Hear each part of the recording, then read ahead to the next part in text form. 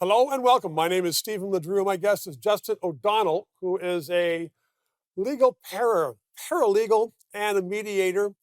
And welcome to the show. And what we're talking about is this decision by Mr. Justice Chabas of the Ontario Court saying, Doug Ford, you and your elected government want to pull out bike lanes from certain streets in Toronto, and you passed legislation to do so. The bikers are taking you to court, and I agree with them. They put a lot of evidence saying they should be there, and I agree with them. And he says a charter right. And a number of people are saying, should judges be dealing with stuff like this?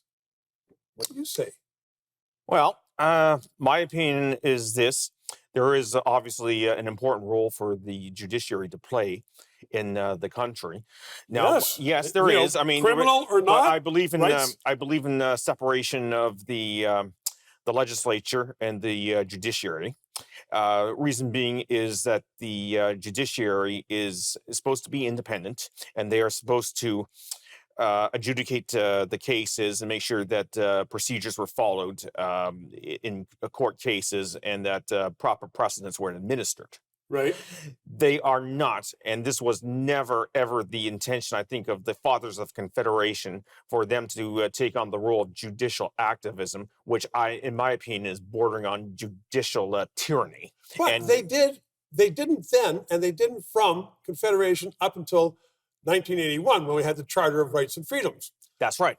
And since then, you'll find judges across the country saying, oh, well, we're going to get our noses into this. And my argument is, or my observation is, that judges are using the Charter of Rights and Freedoms to get their opinions in there and to take over from elected governments on many, many matters. It is, and it is completely inappropriate. That is not the role of the judiciary.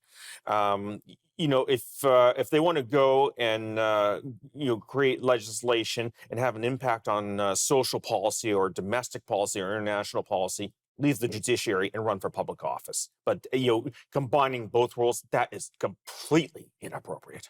Well, let's talk about a few others of the cases. One even more recent, that the government, or a body of the government, wanted to send the Air Canada attendants back to work. The union said no, and it seems that the case law backs them up, because the government lost this decision in a 2015 decision of the Supreme Court, when they said, oh, no, the legal right to strike is protected by the Charter.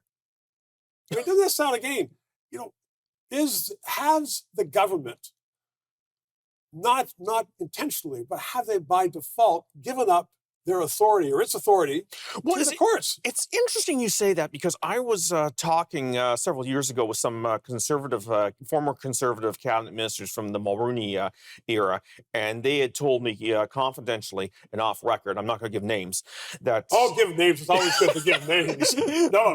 No, I respect them too much for that. But no, they had told me, frankly, there were a number of legislative initiatives they wanted to take, but they were just too scared at the end of the day to even try to push it through Parliament. Reason being is the Supreme Court would just come in and invalidate it when all was said and done.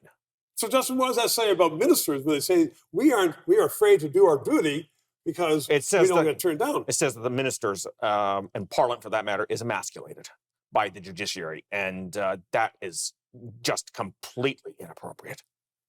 Really? But how are we going to deal with that? I mean, let me just have another case, which is ridiculous, of a man who wanted to have a very odd sex change. Mm-hmm. Doctors in Ontario wouldn't do it, and he went to court, and the Divisional Court and the Court of Appeal in Ontario said, government, you have to pay for this person to go down to Dallas, Texas, which is the only place we would have the operation, and leave this person with the sex organs of a male and a female, but you have to do it.